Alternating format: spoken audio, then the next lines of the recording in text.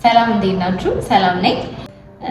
ከ5 ወር በኋላ ድጋሚ ተመልሻለሁ እና እንዴት ናችሁ? ስራ ጥሩ ነው ወይ? እናንተ ጋር ለቪዲዮ አዲስ የሆናችሁ ሰዎች ካላችሁ ደግሞ እዚህ ቻናል ላይ ማወራው ስለ ቡና ነው እና ስለ ቡና ኤክስፐርት ያለውን ነገር እኔም እዛው ሴክተር ላይ ስለምሰራ ያለውን ነገር ነው እዚህ ቻናል ላይ ፖስት የማደርገው። እኔ ቡና ላይ የገባው ትሬኒንግ ወስጄ ነው። መጀመሪያ ትሬኒንግ ወሰድኩት ኢሴክስ ነው።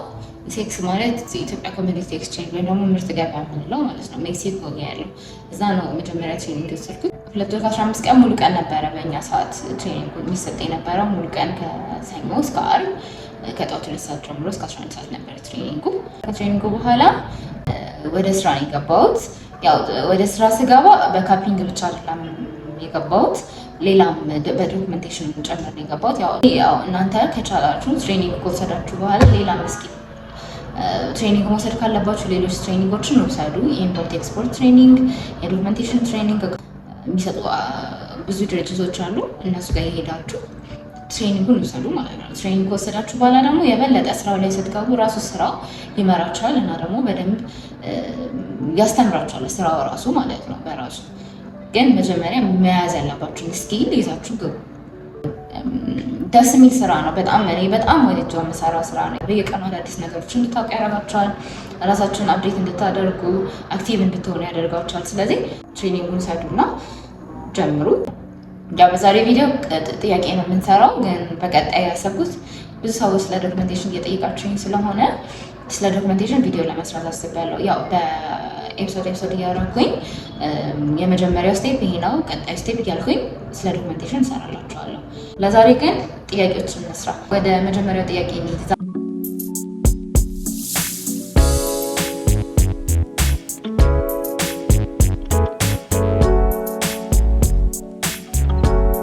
የመጀመሪያው ጥያቄ የተለያየ ሀገር የተለያየ አይነት ቡና ልትልኩ ትችላላችሁ እና ሁሉም ሺፕመንቶች ላይ ሆነ አንድ አይነት የሆነ ባግማርክ ነው ወይም የተጠቀሙት የሚል ጥያቄ ነው ጥያቄው።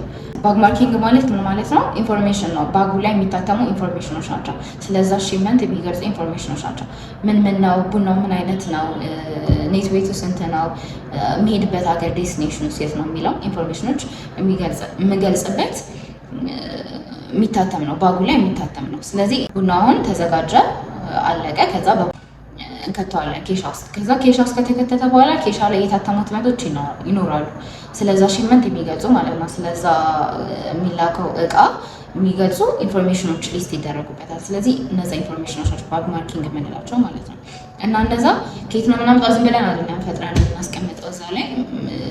መጀመሪያ ባየሩ ሴልስ ኮንትራክት ይልካል አይደለም?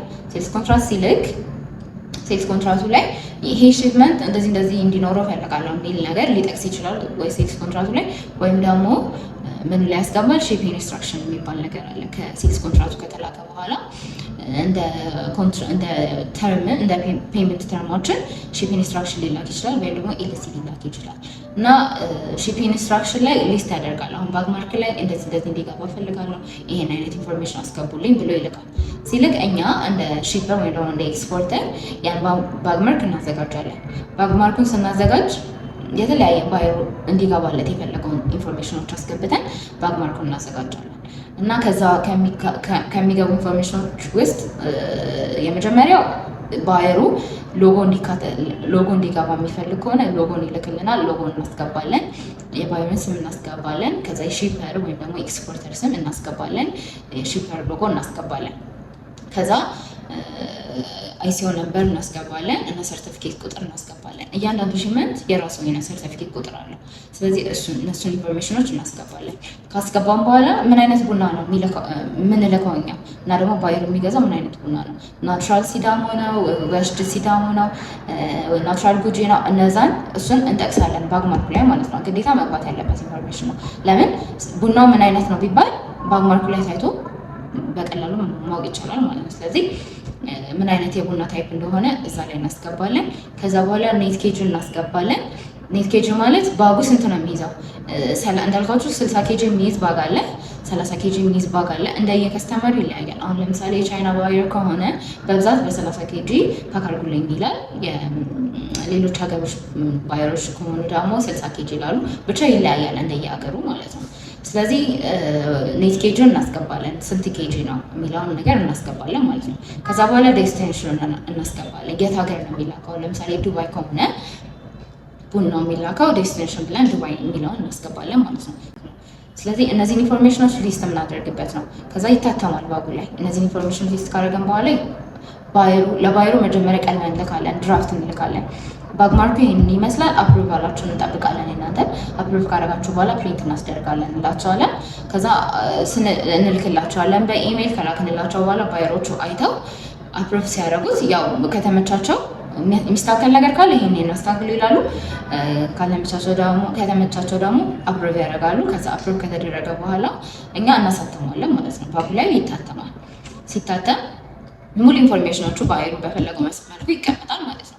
ከዛ ከተቀመጠ በኋላ ኤክስፖርት ይደረጋል ማለት ነው። ስለዚህ ያ ባግ ምን አይነት ቡና እንደሆነ እና ደግሞ ለየት ሀገር እንደሚላክ ኬጁ ስንት እንደሆነ እና ደግሞ አይሲኦ ቁጥሩ ስንት እንደሆነ ሰርቲፊኬት ቁጥሩ ስንት እንደሆነ ይገልጻል ማለት ነው። እሱን አይተን ምን አይነት ቡና እንደሆነ ማወቅ እንችላለን ማለት ነው። ስለዚህ ባግማርኩ የተለያየ ሽፕመንት ከሆነ አሁን ለምሳሌ አንዱ ሽፕመንት ወደ ቻይና ከሆነ የሚሄደው አንዱ ደግሞ ወደ ዱባይ ከሆነ የተለያየ አይነት ባግማርኪንግ ነው የሚኖረው። ለምን የተለያየ አይነት ባየር ነው የሚሆነው። ኢቨን አንድ አይነት ባየር እንኳን ሆኖ የተለያየ ቀን ከሆነ የተለያየ ኮንትራክት ከሆነ የተለያየ አይነት ባግማርኪንግ ነው የሚኖረው። ለምን በዛ ቁጥር ሰርቲፊኬት ቁጥሩ ይለያያል። አሁን አንድ ሽፕመንት ሲወጣ የራሱ የሆነ ሰርቲፊኬት ቁጥር አለው፣ ሌላ ሲወጣ የራሱ የሆነ ሰርቲፊኬት ቁጥር አለው። እናንተ የምትሰጡት እንደ ኤክስፖርተር የራሳችሁ ሰርቲፊኬት ቁጥር ትሰጣላችሁ ለዛ ቡና ማለት ነው። እና ያ ቁጥር የተለያየ ሽፕመንት በሆነ ቁጥር ይለያያል፣ አንድ ከስተመር ቢሆን ማለት ነው። ስለዚህ በምሳሌ እናንተ አሁን ለምሳሌ ቻይና እና ዱባይ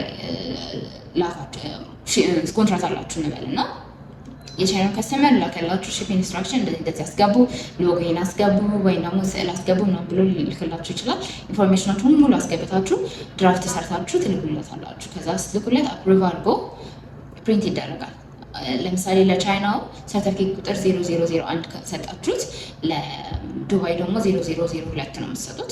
የቡና አይነት ደግሞ ሊለያይ ይችላል። ለምሳሌ የሲዳሞ ቡና ከሆነ ናቹራል ሲዳሞ ግሬድ 1 ከሆነ የቻይናው ከስተመር የሚገዛችሁ፣ እኛው ደግሞ ናቹራል ጉጂ ግሬድ 1 ቡና ሊሆን ይችላል። ስለዚህ የተለያየ አይነት ባግማርኪንግ ነው የሚኖረው። የተለያየ አይነት ሽፕመንት ከሆነ የተለያየ አይነት ባግማርክ ነው የሚኖረው ማለት ነው። ስለዚህ ይለያያል ማለት ነው። አንድ አይነት ባግማርክ አንልክም፣ ባግማርኪንግ አይኖረውም አንድ አይነት። የተለያየ ሽፕመንት ከሆነ የተለያየ አይነት ባግማርኪንግ ይኖረዋል ማለት ነው። ለዚህኛው ጥያቄ ይህን ይመስላል። ጥያቄ ካላችሁ ኮሜንት ላይ አስቀምጡልኝ በዚህ ጥያቄ ላይ። እሺ ሌላኛው ጥያቄ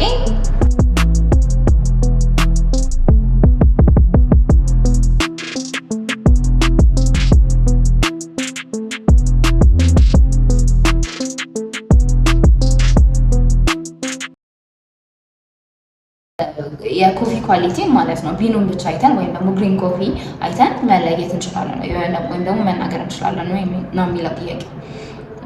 የኮፊ ኳሊቲ ቢኑን ብቻ አይተን መለየት አንችልም፣ ግን እንደ እንትን ሊሆን ይችላል፣ እንደ ክሉ ሊሆን ይችላል። ቀጣይ ያለውን ነገር ገስ ልናደርግበት እንችላለን። አሁን ለምሳሌ ግሪን ኮፊ ተሰጠን በል፣ ሳምፕል ስንቀበል ግሪን ኮፊ ተሰጠን በል እና ግሪን ኮፊውን ስናይ መጀመሪያ ኦርደር እንወስዳለን አይደለ? የቡና ኦርደር ስንወስድ ወይም ደግሞ ሽታውን ስንወስድ ከዛ ላይ የምናገኘው የሆነ ፍንጭ አለ። ቡና ጥሩ ሊሸት ይችላል። ማርማር የሚሸት ቡና አለ። አንዳንዶች ደግሞ አፈር የሚሸት ቡና አለ። ስለዚህ እንደ ሂንት ይሆናችኋል። ቀጣይ ይሆናል ብላችሁ ለምታስቡት ነገር እንደ ክሉ ሊሆናችሁ ይችላል።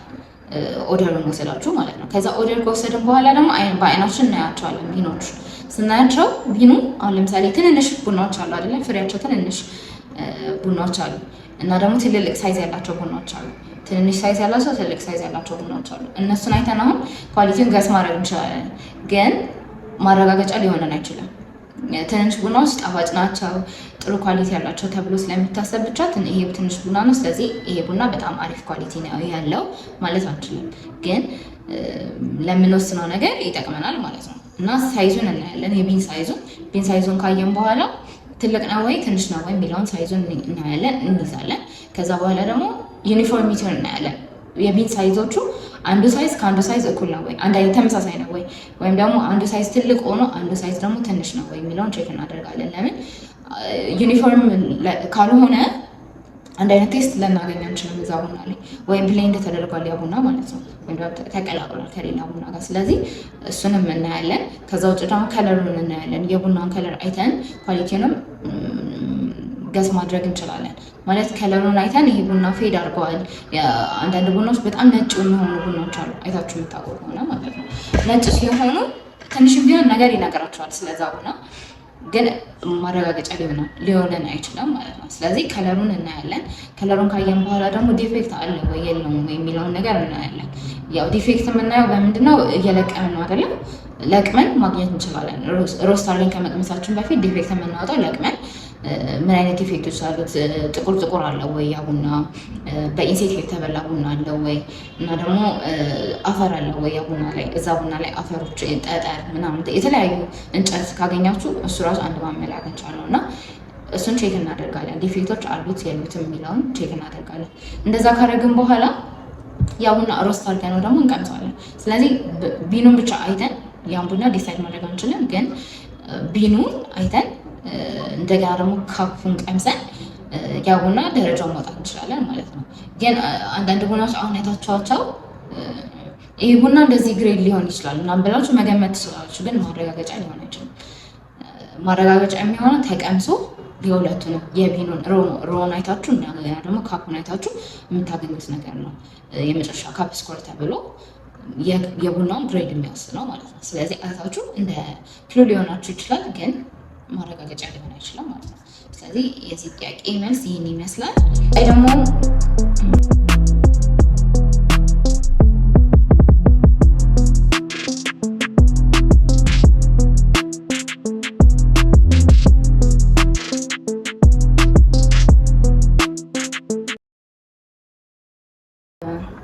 እንትን አለ አይደለ? ግሮስ ዌይት እና ኔት ዌይት የሚባል ነገር አለ አይደለ? ቡና ኤክስፖርት ስታደርጉ እና የእነሱ ልዩነት ምንድን ነው ጥያቄው የሚለው እና ግሮስ ዌይት እና ኔት ዌይት መጀመሪያ ያው ቡና ስትልኩ አንድ ኮንቴነር 20 ፊት ኮንቴነር 320 ባግ ይይዛል አይደለ? 320 ባግ እንዳሞ በ60 ስታባዙት በ60 ፓኬት የተደረገው በ60 ስታባዙት ስንት ይሆናል? 19200 ኪሎ የመያዝ አቅም አለው አንድ ኮንቴነር ማለት ነው። ስለዚህ ያ ማለት 19200 ኪሎ ማለት ኔት ዌይቱ ነው ማለት ነው። የቡናው ብቻ ነው ከሌላ ነገር ሳይጨምር፣ ሌላው ነገር ያው የባጉ ምናምን ሳይመዘን ያለው ኪሎ ነው ኔት ዌይት የምንለው። የቡናው ብቻ ኪሎ ሲሆን ኔት ዌይት እንለዋለን። ግሮስ ዌይት ደግሞ የምንለው የቡናው ዌይት አለ። የቡናው ዌይት ደግሞ ሲደመር ለባጉ ዌይት ሲሆን ነው ግሮስ ዌይት የምንለው ማለት ነው። ስለዚህ ሁለቱንም እንጠቀማቸዋለን ስንሰራ ስንጽፍም የተለያዩ ዶክመንቶችን ስናዘጋጅ፣ አሁን ኮሜርሻል ኢንቮይስ ላይ፣ ፓኪንግ ሊስት ላይ እነዚህ ዶክመንቶች ኤክስፖርት ዶክመንቶች ናቸው እና እነዚህን ስናዘጋጅ ግሮስ ዌይት እና ኔት ዌይቱን እናስቀምጣለን። ስለዚህ 19200 ኪሎ የሚሆነው የቡናው ብቻ ኪሎ ነው፣ ምንም ነገር አልተደረጉበት ማለት ነው። ከዛ አልሲደረግበት ደግሞ ግሮስ ዌይቱን እናገኛለን ማለት ነው። ስለዚህ ግሮስ ዌይት እና ኔት ዌይት የምንለው ይሄንን ነው። እሺ ቀጣይ ጥያቄ ደግሞ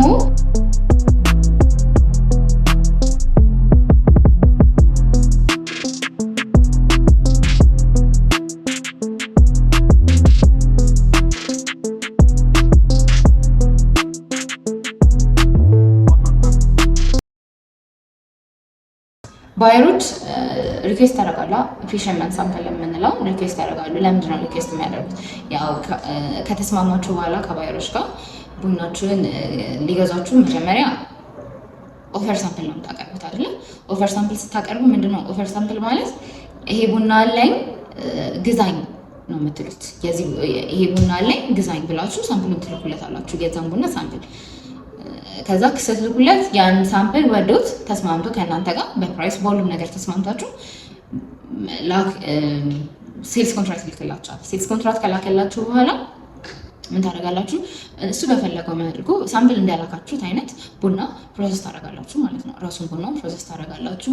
ክሊን ይደረጋል። ክሊን ከተደረገ በኋላ ሊጫን ሲል የምንወስደው ሳምፕል አለ። ያ ማለት ፍሬሽመን ሳምፕል ነው። ቡናው ከመጫኑ በፊት ወይም ደግሞ ባየሩ ጋር ከመድረሱ በፊት የምልክለት ሳምፕል ነው። ያ ፍሬሽመን ሳምፕል አፕሮቭ ካልተደረገ ወይም ደግሞ ባየሩ ያንን ፍሬሽመን ሳምፕል ወይም ደግሞ ከምንጭነው ቡና ላይ የተወሰደው ሳምፕል ካልተወደደ አፕሮቭ ካላደረገው ያ ሽፕመንት አይላከም ማለት ነው። የሚፈልጉትም ለዛ ነው። የመጀመሪያው ቡና የላኩልኝ ቡና እና ይሄ አሁን የሚጫነው ቡና ተመሳሳይ ነው የሚለውን ቼክ ማድረግ ይፈልጋሉ። ወይም ደግሞ እነሱ ጋር የሚደርሰው ቡና እና ፍሬሽመንት ሳምፕል የተላከላቸው ቡና ተመሳሳይ ነው የሚለውን ቼክ ማድረግ ስለሚፈልጉ ፍሬሽመንት ሳምፕል ይጠይቃሉ ባየሮች። ከዛ ከጠየቁ በኋላ እኛ ልክላቸዋለን ከመጫኑ በፊት ቡናው። ከዛ በኋላ አፕሮቭ ሲያደርጉት ቡና ይጫናል ማለት ነው። አንዳንድ ከስተመሮች ፍሬሽመንቱ ካላለፈ ያን ኮንትራት የመሰረዝ የምትናላቸው ማለት ነው መሰረዝም ይችላሉ። ስለዚህ የመጀመሪያው ምንድነው ኦፈር ሳምፕል ነው የሚባለው። ኦፈር ስታደርጉ ገና ቀድማችሁ መጀመሪያ ይሄ ቡና አለኝ ስትሉ የምትልኩት ሳምፕል ኦፈር ሳምፕል ነው የሚባለው። ከዛ እሱን ከላካችሁ በኋላ ደግሞ አፕሮቭ ተደርጎ ሴልስ ኮንትራክት ተልኮላችሁ ተስማምታችሁ ከባይሩ ጋር ልክ ቡናውን ልጭኑ ስትሉ ደግሞ የምትልኩት ሳምፕል የምትጭኑት ቡና ከዛ ላይ የተወሰደ ሳምፕል ፍሬሽመንት ሳምፕል እንለዋለን። ከዛ በኋላ እኛ ደግሞ ከዛ ላይ ወስደን ደግሞ ኤክስፖርት የተደረገውን ቡና ላይ ወስደን ደግሞ እናስቀምጠዋል አይደለ ቢሮ የምናስቀምጠው ሳምፕል ምንድነው? ሪፕሬዘንታቲቭ ሳምፕል ነው የምንለው። ከኤክስፖርት ከተደረገው ሳምፕል ላይ ኤክስፖርት የተደረገውን ሳምፕል ሪፕሬዘንት ያደርጋል ብለን የምናስበውን ቡና ቢሮ እናስቀምጣለን። ከዛ የሆነ ነገር እንኳን ከተፈጠረ ከባየሩ ጋር ክሌም ከተፈጠረ፣ ኳሊቲ ላይ ችግር ከተፈጠረ፣ ድንገት ሲሄድ ማለት ቡናው ሲሄድ የሞይስቸር ጌን ካረገ የአየሩ ጸባይ ያው ስለማይታወቅ ቡናው ላይ የሆነ ኢፌክት ሊፈጠር ይችላል። ስለዚህ ይሄ ነው እኛ የጫነው ቡና ብለን ሪፕሬዘንታቲቭ ሳምፕል ደግሞ ቢሮ እናስቀምጣለን ማለት ነው። ስለዚህ የተለያዩ ሳምፕሎች አሉ። ለባየሩ የምንለካው ሳምፕል ይሄ ነው የሚጫነው ቡና ብለን የምንለካው ሳምፕል ፍሬሽመንት ሳምፕል ነው የምንለው ማለት ነው። እሺ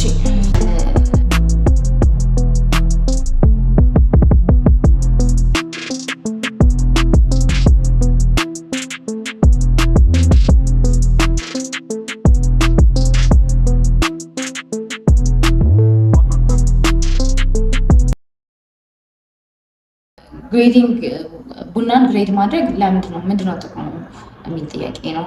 የአሁኑ ጥያቄ ደግሞ ቡናን ግሬድ ማድረግ ለምን ያስፈልጋል የሚል ጥያቄ ነው። ይሄኛው ደግሞ አሁን የቀጣዩ ጥያቄ ደግሞ ይሄ ነው እና ቡናን ያው ግሬድ ማድረግ ግሬዲንግ ባለፈው አሳይቻችሁ ነበር። የአራይቫል ቡና እንዴት ግሬድ እንደምናደርግ አሳይቻችሁ ነበር። የናቹራልን ያሳየኋችሁ መሰለኝ። የወስድን ደግሞ ሰራላችኋለሁ። እና ግሬዲንግ ምንድነው ጥቅሙ? ያን ግሬድ ማድረጋችን ቡናውን ምንድነው ጥቅሙ? ወይም ደግሞ ደረጃ መስጠታችን ይሄ ቡና ደረጃ 1 ነው፣ ደረጃ 2 ነው፣ ደረጃ 3 ነው ማለታችን ምንድነው ጥቅሙ ነው የሚለው ጥያቄው። አንደኛ ኳሊቲውን ዲተርማይን ለማድረግ ይጠቅመናል። ግሬድ ማድረጋችን ቡናው ምን አይነት ኳሊቲ ላይ ያለው ግሬድ 1 ነው ወይ ግሬድ 2 ነው ወይ ሲባል ያ ግሬዱ የሚነግረን ኳሊቲው ነው። ግሬድ 1 ሲሆን ሃይ ኳሊቲ ነው ወይም ደግሞ ስፔሻሊቲ ግሬድ ነው የምንለው። ወይም ደግሞ ግሬድ 5 ወይም 3 ከ3 ጀምሮ እስከ 4 ሲሆን ደግሞ ያ ቡና ኮሜርሻል ቡና ነው የምንለው። ስለዚህ ዲተርማይን የሚያደርግልን ምኑ ነው? ኳሊቲው ነው፣ ጥራቱ ነው እንጂ ዝም ብሎ ለቁጥር አይደለም የተቀመጠው። 1 2 3 4 መባሉ ቁጥር ሳይሆን ኳሊቲውን እየነገረን ነው ማለት ነው። የዛን ቡና ጥራት እየነገረን ነው። ስለዚህ አንደኛው የመጀመሪያው ዲተርማይን ኳሊቲውን ዲተርማይን ለማድረግ ይጠቅመናል ማለት ነው። ሁለተኛው ደግሞ ፕራይሱን ዲሳይድ ለማድረግ ይጠቅመናል። ያው ደረጃ 1 እና ደረጃ 5 የሚሸጡበት ፕራይስ ይለያያል አይደለም። ስለዚህ ግሬድ ማድረጋችን ጥቅሙ ምንድነው? የዛ ቡና ደረጃ ፕራይሱ ስንት ነው የሚለውን ነገር ዲሳይድ እንድናደርግ ይጠቅመናል ማለት ነው። ሌላኛው ደግሞ ያው ከባይሮች ጋር ለማውራት አሁን ባይሮች ይጠይቋቸዋል።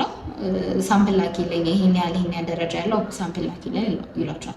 ሳምፕል ስትልኩ ስለ ሳምፕሉ ዲቴል ትናገራላችሁ አይደል? ይሄ ቡና እንደዚህ ያለው ቡናው ለምሳሌ አሁን ሳምፕል ባግ ላይ ለጠፋችሁ የምትልኩት ነገር ይኖራል አይደለ? ስለ ቡናው ናቹራሊቲ ደግሞ ግሬድ 1 ነው፣ አቲቲዩዱ ከዚህ እስከዚህ ነው፣ ምንድነው የገበሬው ስም እንደዚህ ነው፣ ካፕስኮሩ እንደዚህ ነው ብለን እናስገባለን። ስለዚህ ለባየሩ ከመላካችን በፊት እዚህኛ ቴስት እናደርገዋለን ቡናው። ስለዚህ ለባየሩ ስንልክ ይሄ ቡና እንደዚህ ደረጃ ነው ያለው ካፕስኮሩ 86 ነው ብለን ስንልክ እና ደግሞ ምንም ሳንቀምስ ቀጥታ ስንልክ ይለያያል አይደለ? ባየሩ ላይ የምንፈጥረው ነገር። ስለዚህ እንደዛ አድርገን እንልካለን። ስንልክ ስኮሩን እኛ ራሳችን ማወቅ አለብን ማለት ነው። ስለዚህ ግሬድ ማድረጋችን ጥቅሙ እነዚህ ናቸው። እና ግሬድ ስናደርግ ምን ነው የምናየው? የቡና ግሬዲንግ ላይ ምን ነው የምናየው? አንደኛ ቢኑን እናየዋለን አይደል? ስናየው የተለያዩ ዲፌክቶች ሊኖሩት ይችላሉ። ብላክ ቢኖች ሊኖሩት ይችላሉ። በፈንገስ የተጠቃ ቡና ሊሆን ይችላል። ከዛም ውጭ ደግሞ ኢንሴክቶች የበሉት ቡና ሊሆን ይችላል። ከለሩን የቀየረ ቡና ሊሆን ይችላል። እየተሰባበረ ቡና ሊሆን ይችላል። ስለዚህ መጀመሪያ የምናየው ግሬድ ለማድረግ የምናየው ፊዚካል አፒየራንሱ ነው ማለት ነው። ከዛ በኋላ እንደሱ ካየን በኋላ ቤት ሳይዙን እና ኢንፎርሜሽን ቼክ እናደርጋለን። ቀደም እንዳልኳችሁ በዛኛው ጥያቄ ላይ ቢኑን አይተን ብቻ ዲሳይድ ማድረግ አንችልም። የመጨረሻ እንትን መሆን አይችልም። እሱ ግን ከቅምሻ በኋላ ዲሳይድ ማድረግ እንችላለን። ግን እዚህ ጋር ቢኑን ሳይዙን ስናይ እና ዩኒፎርሚቲውን ስናይ የቡናው ደረጃ ይሄ ሊሆን ይችላል ብለን ገስ ማድረግ እንችላለን ማለት ነው። እና ሞይስቸር ኮንተንቱን እናያለን። ሞይስቸር ኮንተንት ማለት ከዚህ በፊት ቪዲዮዎች ሰርች ይላችኋለሁ። ሞይስቸር ኮንተንት ማለት የእርጥበት መጠን ማለት ነው። ቡናው የእርጥበት መጠን አለው፣ የራሱ የእርጥበት መጠን። ስለዚህ የእርጥበት መጠኑ ደግሞ እንዲሆን የሚፈለገው ከ10 እስከ 12% ድረስ ነው። ስለዚህ ቡናው ከዛ በታች ከሆነ ከ10 በታች ከሆነ ምንድነው ያ ቡና እየደረቀ ነው ማለት ነው። ሲደርቅ ደግሞ የሚያመጣው የራሱ ቴስት አለ እና ደግሞ የሚያመጣው ከለር ቼንጅ አለው። ስለዚህ እሱን እናያለን። እና ደግሞ ከ12 በታች በላይ ከሆነ ደግሞ ያ ቡና እርጥብ ነው ማለት ነው። ስታኝኩት ራሱ ያስታውቃል፣ ጭፍልቅ ይላል ቶሎ። መፈልፈያ ውስጥም ስከቱት ይጨፈላለቃል። ስለዚህ እና ደግሞ ሲቀመጥ አንድ ላይ ሙቀት ሲያገኝ ምንድነው ፈንገሶች ላይ እንዲራቡ ያደርጋል ማለት ነው። ስለዚህ ቡናው እንዲሻግት ያደርገዋል፣ ወይም ደግሞ ነጫጭ ነገሮች ያወጣል፣ ይጠቁራል፣ ሊበሳሳል፣ አረንጓዴ ከለር ይሆናል ማለት ነው። ስለዚህ ያ ራሱ የሚነግራችሁ ነገር አለ። እንደዚህ አይነት ከላይ ያለው ቡና መቼም አይታችሁት ግሬድ 1 ቡና ነው ማለት አትችሉም አይደለ? ስለዚህ እሱንም ቼክ እናደርጋለን። ከዛ በኋላ እነዚህን ቼክ ካደረግን በኋላ ምንድነው የምናደርገው? ካፕ ኳሊቲ እናያለን። ካፕ ኳሊቲ ስናይ ቅምሻ ማለት ነው። ስንቀምስ የተለያዩ ነገሮችን እናያለን ብያቸዋለሁ። ፓራሜትሮች አሉ። አሮማ የምንለው አለ፣ ፍሌቨር የምንለው አለ፣ አፍተር ቴስት የምንለው አለ፣ ባላንስ የምንለው አለ፣ አሲዲቲ የምንለው አለ፣ ካፕሊነስ የምንለው አለ፣ ዩኒፎርሚቲ የምንለው አለ። ስለዚህ እነዚህን ደግሞ በቅምሻ ቼክ እናደርጋለን። ቼክ ካደረግን በኋላ የሁለቱን ድምር አድርገን ነው ካፕ ስኮር የምንሰጠው ማለት ነው። ስለዚህ ካፕ ስኮር ከሰጠን በኋላ ያ ካፕ ስኮር ማለት ግሬዱን የሚወስንልን ማለት ነው። ስለዚህ ግሬዲንግ ለምን ይጠቅመናል? አንደኛ ዲተርማይን ኳሊቲውን ዲተርማይን ለማድረግ፣ ፕራይሱን ዲተርማይን ለማድረግ እና ደግሞ ከባየሮች ጋር እንዲል ለማድረግ ካፕ ስኮሩን ማወቅ አለብን ማለት ነው። የዛሬ ቪዲዮ ይሄንን ይመስላል። በቀጣይ ደግሞ በሌላ ቪዲዮ እንገናኛለን። እንዳልኳችሁ የዶክመንቴሽን ቪዲዮ እሰራላችኋለሁ ቀጣይ በጣም የሚጠቅማችሁ ነገር ስለሆነ እሰራለሁ በሚቀጥለው ቪዲዮ። አላቋረጥም። ከዚህ በኋላ ቪዲዮዎችን በየወሩ ወይም ደግሞ ከቻልኩ በየሳምንቱ ለመስራት እሞክራለሁ እና ስለ ቡና አዳዲስ ነገሮችንም ደግሞ በዛው ሼር አደርጋችኋለሁ ማለት ነው። እና ጥያቄ ካላችሁ እነዚህ አሁን ያወራኋቸው ነገሮች ላይ ጥያቄ ካላችሁ ኮሜንት ላይ አሳውቁኝ። የሚመቻችሁ ከሆነ ቪዲዮቹ ሰብስክራይብ አድርጉ፣ ላይክ አድርጉ እና ይጠቅማችኋል ብላችሁ ለምታስቡት ሰዎች ደግሞ ሼር አድርጉልኝ እና ያው ጥሩ ነገሮችን ይዤ ለመምጣት እሞክራለሁ። በቀጣይ ቪዲዮ እንገናኛለን። እስከዛው ቻው።